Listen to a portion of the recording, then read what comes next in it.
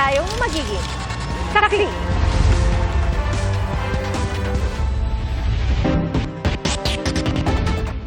Bumagsak na kalsada at gumuhong lupa ang idinulot ng walang tigil na pag-ulan sa ilang lugar sa bansa. At sa Zamboanga del Norte, isang nasawi at isa ang nawawala. Ating saksihan. Uy, Diyos ko Lord! Ginako sa kuwan! Nabalot ng putik at nagtumbahan pa ang ilang puno ng niyog sa Labason, Zamboanga del Norte. Yan ay matapos ang pagguho ng lupa roon, bunsod ng walang tigil na pag-ulan. 2 lalaki pa ang natabunan. Ang isa sa kanila, tsuhin ng uploader ng video. Nagaani raw ng niyog ang tsuhin kasama ang isa pang lalaki bago mangyari ang landslide. Agad naman nagsagawa ng search and retrieval operation ang mga otoridad. Na-recover nila ang bangkay ng isa sa mga biktima. Patuloy namang pinaghahanap ang isa pa. Ayon sa MDRRMO, Labason, nagpapahinga ang 2 biktima sa isang kubo nang mangyari ang insidente. Naging mahirap din daw ang operasyon dahil sa patuloy na pag-ulan sa lugar. Pagkaudto, sugod na siya ulan o lisod, then humukang yuta tungod sa sige ulan, napay movement ang yuta. So, very risky para sa responders nga mag-conduct ng search and retrieval. Patuloy namang kinukuhanan ng pahayag ang pamilya ng mga biktima. Bumagsak naman ang isang bagong gawang kalsada sa Aritao, Nueva Vizcaya. Sa report ng MDRRMO Aritao, isang jeep na may sakay na pasahero ang nahulog sa bangin. Nagpapagaling na sa ospital ang jeepney driver at pasahero nito. Hinarangan na rin ng mga otoridad ang gumuhong kalsada para hindi madaanan ng mga motorista. Tumagal ng mahigit 1 oras ang ulan sa Baguio City na nagresulta sa baha. Tinangay ng baha ang mga basurang kokolektahin sana sa lugar. Ang ilang residente, pinulot ang mga tinangay na basura para makadaan ang mga sasakyan. Inulan din ang bahagi ng La Trinidad, Benguet, kaya tumaas ang tubig. Gumuho at nasira naman ang ilang kalsada at tulay sa Lamot, Ifugao. Sa ulat ng Lamot MDRRMC, Emergency Operations Center, ilang kalsada ang isinara dahil bukod sa natabunan ng lupa, may ilang debris na nagkalat sa paligid. Patuloy naman ang clearing operation ng mga otoridad. May gumuhuring lupa sa bayan ng Pinukpuk sa Kalinga, kaya pansamantala itong isinara sa mga motorista. Dahil sa mga kumalat na puno at debris, pahirapan sa pagtawid ang mga residente. Nagsagawa ng clearing operation ang mga otoridad. Binaha naman ang highway sa Pasukin, Ilocos Norte dahil sa patuloy na pag-ulan sa lugar. Damay sa baha ang mga kubo na tindahan ng asin sa paligid. Ayon naman sa mga residente, nagmula sa bundok ang rumaragas ng tubig na naging perwisyo sa mga motorista. Sa bayan naman ng Bacara, halos mag-zero visibility ang kalsada dahil sa malakas na buhos ng ulan. Apektado rin ang mga motorista sa Kawayan Isabela nang mabutas ang bahagi ng Sipat Bridge kasunod ng ragasan ng tubig at pag-ulan sa lugar. Para sa GMA Integrated News, ako si Oscar Oidang, inyong saksi.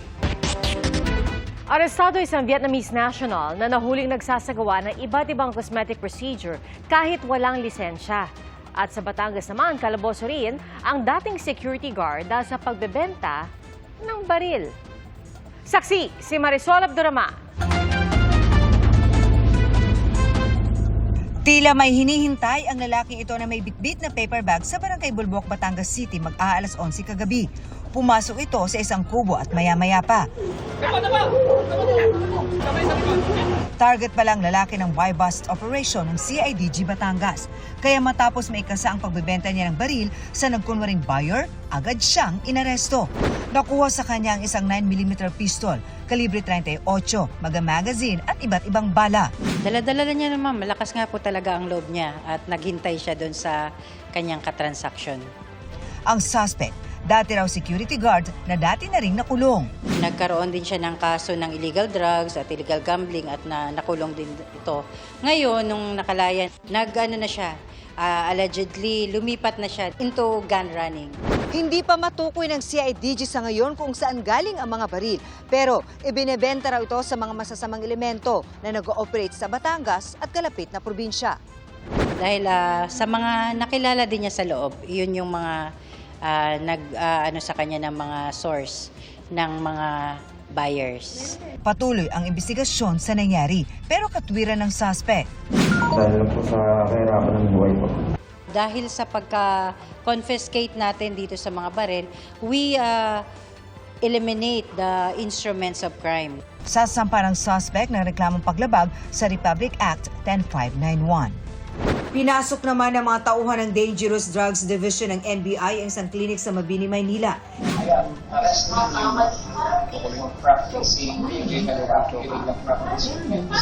Inabutan at inaresto ang 42 anyos sa Vietnamese national sa klinik. Bumuga ng mga high-end na equipment na ginagamit sa iba't ibang cosmetic procedures. May na-receive kasi tayong reklamo, a complaint from a doctor claiming that may mga Vietnamese na nag-practice ng medicine dito sa atin. Basically, cosmetic surgery. Merong mga nagrereklamo na hindi maayos yung nagawang surgery. Sabi ng NBI, bukod sa pagsasagawa ng cosmetic surgeries tulad ng pagpapatangos ng ilong at pag-i-inject ng botox, nagbebenta rin daw ang Vietnamese ng gamot na hindi rehistrado sa Pilipinas. Naharap sa patong-patong na reklamo ang dayuhan na todo tanggi sa akusasyon. Para sa GMA Integrated News, Marisol Abduraman, ang inyong saksi.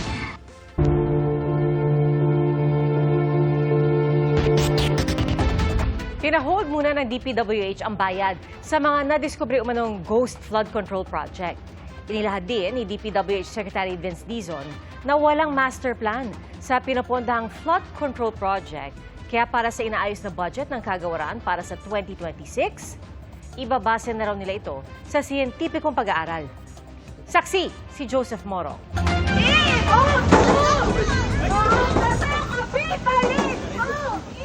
Pinagbabato ng kamatis ang tanggapan ng Department of Public Works and Highways Region 7, Cebu City District Engineering Office. Sa ganito, idinaan ng ilang militanteng grupo ang galit sa mga maanumalya umunong flood control projects sa bansa. Wat-wat kami! Matagbisan kami! Anton, mag-overtime sa among pagpanalbaho! Bisan kaayo!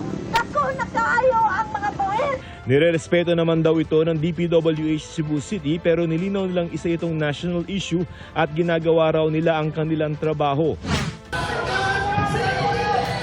Nauwi rin sa pamamato ang kilos protesta sa labas ng batasang pambansa. Ipinapanawagan ng mga rallyista na panagutin ng mga nangurakot sa pondo ng bayan. Itinaon ng mga yan sa isinagawang budget hearing ng House Committee on House Appropriations. Dito natanong si Secretary Vince Dizon kung bakit may malalaking budget ang mga hindi naman binabahang lugar. Nakadepende ba ito sa need? Baka naman sa laki ng kickback. To be quite honest, I don't think there is a master plan or there is a basis. So it's quite arbitrary. Pinuna rin ng ilang mambabatas sa mga double entry sa budget ng National Expenditure Program o yung budget na binuo ng ehekutibo. Aabot daw ang double entry sa halos 1 bilyong piso. Yung initial na paghahanap namin, totaling 939 million pesos na to. So almost 1 billion yan, hindi rin to biro. Ano? Ang explanation po sa akin ngayon, no, halimbawa, may isang ilog. Mukha pong kaya tatlo, kasi yung kunyari, ang gagawin pong flood control, halimbawa, 100 metro, halimbawa. No? Mukha pong nakachap-chap into either phases or segments. Is dahil nga po merong limit sa district, meaning above 150 million, yan po ay above na po ng distrito at yan po ay aakyat na sa region. So, tingin ko po yon. Para maiwasan ito, hiling ni Appropriations Committee Chairperson Mika Swansing, ang dapat lamang pondohan ay yung mga lugar na binabaha talaga. Dalawa po yung criteria natin. One, dapat po red siya. tagged as a red zone in Project NOAA. And second po, hihingan po natin ng Regional Flood Mitigation Plan. 881.3 billion pesos ang budget na hinihingi sa Kongreso ng DPWH.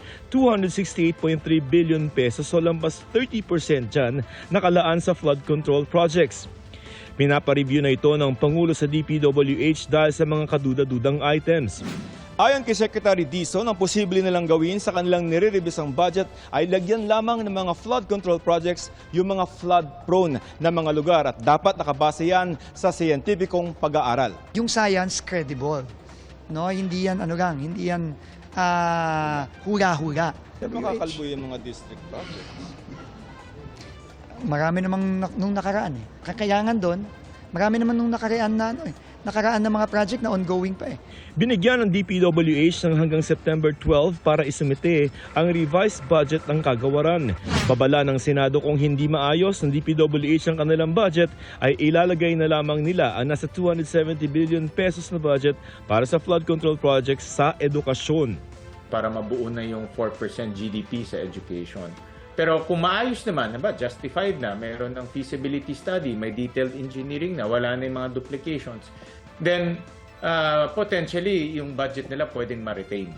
So it really depends kung ano yung i-resubmit nila sa Senado, Kongreso at Senado. Kami po, aayusin po namin itong existing budget proposal, pero ang ultimate pong magdidesisyon kung anong gagawin sa budget ay ang Kongreso dahil sila po ang may authority at may poder niya. Maglalabas din daw ang DPWH ng Department Order para formal ng sabihan ang mga lokal na pamahalaan tungkol sa mga proyekto ng DPWH. Dapat merong approval po ng mga LGUs ang mga isasagawang national government projects dahil marami po sa mga lumalabas sa investigasyon ay bigla na lang pong nagsisimula ang DPWH, hindi po nakikipag-ugnayan sa mga LGUs, bigla na lang naghuhukay. Mga LGUs, mas alam po namin saan ba namin mas kailangan ng pumping station, saan namin mas kailangan ng slope protection, saan namin mas kailangan ng drainage improvement. Kaugnay naman ang mga mapatunayang ghost project, nagbabala si Secretary Dizon na otomatikong matatanggal sa pwesto ang mga opisyal ng DPWH na lumagda sa mga ito. Pinapahold na rin daw muna ni Dizon ang bayad sa mga proyekto na diskubring non-existent o ghost flood projects. Kabilang dyan ang para sa Wawaw Builders at Sims Construction Trading na pareho ng ban bilang contractors. Pinapahold ko po lahat ng payments to those contractors. No, kung meron po silang ongoing, no? Pero kailangan din po nating tapusin. Siyempre, kung meron silang ongoing. So pag-uusapan po namin ng ating operations group kung ano po ang gagawin natin para matuloy, no, ang mga proyektong 'yon. Para sa GMA Integrated News, ako si Joseph Morong, ang inyong saksi. Bantay sarado ng Bureau of Customs at hindi na pwedeng galawin o gamitin ang 28 luxury vehicles ng pamilya Diskaya. Kanina po muling kinalambag na marelista ang kanilang compound sa Pasig City. Saksi si Chino Gaston. Tila minumulto ng damdaming galit sa anilay anomalya sa flood control projects ang compound ng mga Diskaya na kasama sa mga isinasangkot sa mga questionableng proyekto. 3 sa mga realistang nagtungo sa gusali ng St. Gerard Construction kanina ang nagbihis multo bilang simbolo raw sa pagiging ghost project umano ng ilang proyekto ng DPWH. Hindi lang kaban ng bayan yung ninanakaw nila, buhay, pangarap at kinabukasan po naming mga kabataan. Kami po ay sumisigaw, nagmamakaawa ng pananagutan. Hindi na pwedeng muro investigations lang. Nakabantay ang Pasig Police sa protesta ng Akbayan kanina. Dadagdagan sila ng mga tauhan ng NCR Police Office. Sa ulat ng DZBB, 24/7 na ring nagbabantay sa compound ang mga tauhan ng Bureau of Customs at Philippine Coast Guard. Ang mga nagbintura naman sa gate at bakod ng gusali kahapon na mula sa ibang grupo, tukoy na ng NCR Police. Desidido pa rin ang mga Diskaya, nakasuhan sila. Magpapile po tayo ng malicious mischief, vandalism, unjust vexation, and also alarms sa scandal. Malaya po silang makapagpahayag ng kanilang saloobin. Huwag tayong gagamit ng dahas, pananakot at kung anumang paninira ng propiedad, kagaya po nung nakaraang rally. Sa ngayon, kumpleto at natipon na sa loob ng St. Gerard Building ang 28 luxury vehicles. Tugma sa bilang na inamin ni Sara Diskaya sa Senado, hindi na sila pwedeng galawin, buksan o gamitin. At dahil nasa kustodiya na ng Bureau of Customs, babantayan ng mga ito ng customs officers. 2 minibus ang iniharang sa mga luxury vehicle bilang proteksyon sakaling batuhin ng mga rallyista. Muling git ng abogado ng mga Diskaya, kompleto sa LTO documents ang mga sasakyan at kung merong mang pagkukulang sa mga importation at buwis ng mga sasakyan, handa naman aniya ang mga Diskaya na bayaran ng mga ito. Lahat po ng 28 cars, ito po ay locally purchased. When I say locally purchased, binili po nila sa mga lokal na rehistradong car dealer. Lahat tayo buyers in good faith. Ito po lahat ay dokumentado po. Dadalo rin daw ang mag-asawang Curly at Sara Diskaya sa Senate hearing sa Lunes bilang pagsunod sa sabina sa kanila. Kasama rin ang ilang kumpanya ng mga Diskaya sa mga kontratistang inisyuhan ng sabina para dumalo sa pagdinig ng House Infrastructure Committee sa Martes. Tiniyak naman ng Department of Justice na hindi lumabas sa bansa ang sinumang miyembro ng pamilya Diskaya na pinababantayan sa ILBO o Immigration Lookout Bulletin Orders. Kasama rito ang mag-asawang Sara at Curly Diskaya at pamangkin nilang si Maria Roma Diskaya Rimando ng St. Timothy Construction Corporation. Yung major Diskaya people hindi naman nakalabas. Basta ang aming nilabas doon, ang aming nilagay na ILBO was what was requested by Senator Marcoleta, the chairman of the Blue Ribbon Committee, and Secretary Vince Dizon.